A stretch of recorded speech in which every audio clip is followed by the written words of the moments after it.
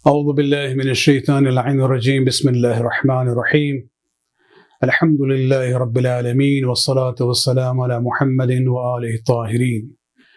Dear sisters and brothers in Iman, Assalamu alaikum wa rahmatullahi wa barakatuh. The recurring theme of this video series is about using the coronavirus lockdown to introduce positivity in our lives.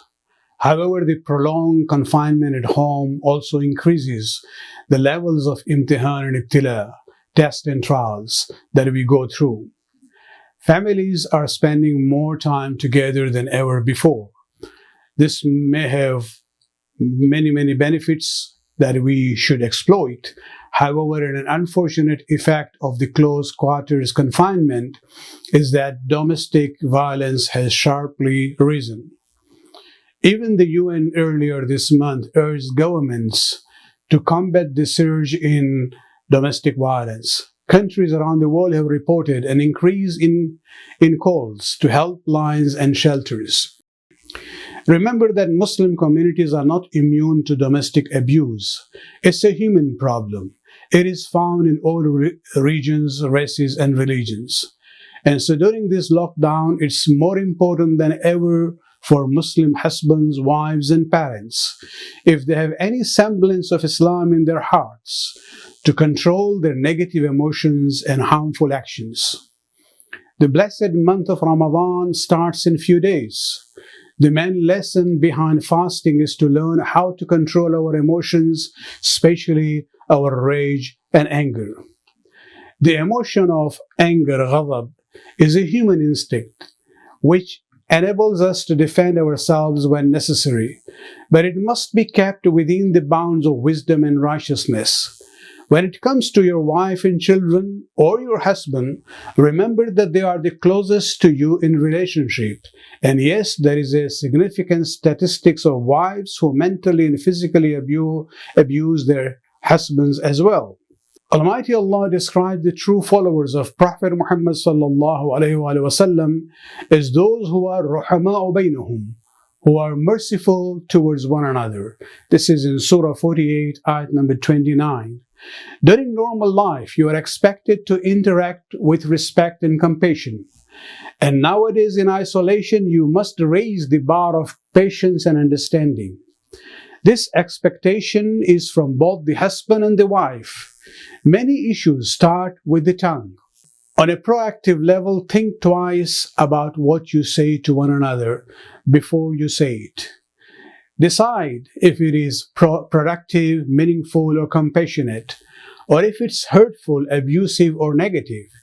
And on a reflective level, think back to previous negative interactions with your spouse or child, and the words you used or the physical actions you took. Ask yourself how the situation could have been handled differently and formulate a plan to approach it better next time. In the short term, while you work on your own behavior regarding negative interactions, look at alternative ways to decompress, diffuse, and avoid situations that you know will lead to a verbal or physical conflict. If local regulations allow it, go for a walk, giving space to one another. Use this time to reflect on an interaction that just took place, or to calmly decide on how to approach a pending conversation. If you do find yourself in a situation where you become angry, then number one, say, A'udhu billahi minash shaitanir rajim. I seek refuge with Allah against the accursed shaitan. Number two, if you are standing up, sit down and take a deep breath. If you are sitting down, then lie down. Imam Muhammad al-Baqir alayhi salatu wasalam, in one of his sayings, he says, when one of you fears that situation in you of anger, then he should sit down on the earth, because abomination of the shaitan goes away from him at that time. Perhaps putting your forehead on the turba as a symbolic earth will help that effect of pushing the shaitan away. Number four, you should do wudu to calm yourself down. Anger is a fire within you. The water of wudu will help put it out when you are in remembrance of Allah subhanahu wa ta'ala. Once the Prophet asked the people, "Who is the best wrestler among you?" They said, a strong person who cannot be pinned down by anyone. The Prophet ﷺ replied, "The true wrestler is a person whose heart shaitan attacks and makes him angry, but he remembers Allah subhanahu wa ta'ala and suppresses his anger with his patience."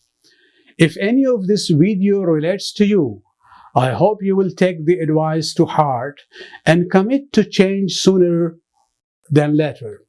As I mentioned countless times, dua is vital and important, but it goes hand in hand with proactive efforts done on your part.